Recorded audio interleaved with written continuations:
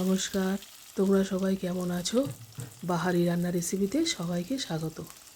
আজকে আমি একটা চিকেনের রেসিপি রান্না করব, একটু অন্যরকমভাবেই করব, আর সেই রান্নাটা তোমাদের সাথে শেয়ারও করে নেব। তাই এখানে আমি 1 কেজি মতো চিকেন নিয়ে নিয়েছি। চিকেনটা আমি ভালো করে জল দিয়ে ধুয়ে রেখে দিয়েছি। আর নিয়েছি 3টে বড় সাইজের পেঁয়াজ স্লাইস করে কেটে, আর 10টা কাঁচা লঙ্কা, 1.5 ইঞ্চি আদা, আর 6-7টা রসুনের কোয়া নিয়েছি। আর নিয়েছি 2 চামচের মতো টক দই। ফোড়ন দেওয়ার জন্য নিয়েছি 10টা মতো গোলমরিচ, 2টো দারচিনি টুকরো, 4টে এলাচ আর 2টো লবঙ্গ। আর নিয়েছি সামান্য মৌরি, সামান্য একটু সাজিরে, 2টো বড় এলাচ, একটু জায়ফল আর 6টা মতো কাজু বাদাম। আর নিয়েছি এখানে কেওড়া ওয়াটার 2 চামচ, তার মধ্যে একটু সামান্য জাফরান দিয়ে আমি ভিজিয়ে রেখে দিয়েছি। এবার গ্যাসটা জ্বালিয়ে আমি কড়াইটা বসিয়ে দিয়েছি।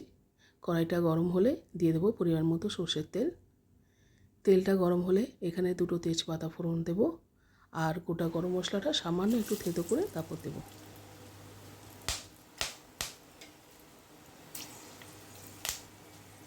আর দেব কেটে রাখা পেঁয়াজগুলো। পেঁয়াজগুলো এখানে ভাজা হতে থাক, আর ততক্ষণে আমি সমস্ত মশলাগুলো একসাথে পেস্ট বানিয়ে নিই।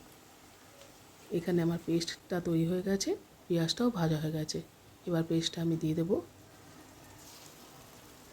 দিয়ে একটু সামান্য নেড়ে তাতে আমি দিয়ে দেব পরিমাণ মতো লবণ, হলুদ আর রঙের জন্য কাশ্মীরি লঙ্কার গুঁড়ো।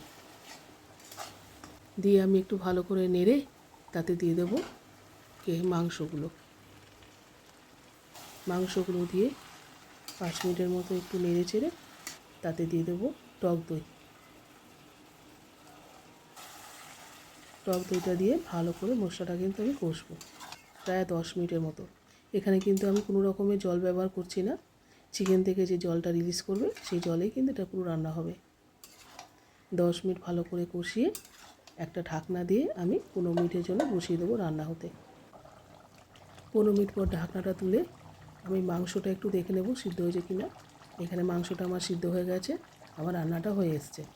এবার আমি গুঁড়ো গরম মশলা আর কেওড়া ওয়াটারটা ওপর থেকে দিয়ে 2 মিনিটের মতো একটু ফুটিয়ে আমি গ্যাসটা বন্ধ করে দেবো। গ্যাসটা বন্ধ করে একটা বাটিতে আমি বেড়ে নিই। রান্নাটা ভীষণ ভালো লাগে, গরম ভাতের সঙ্গেও কিন্তু ভীষণ ভালো লাগে রান্নাটা খেতে।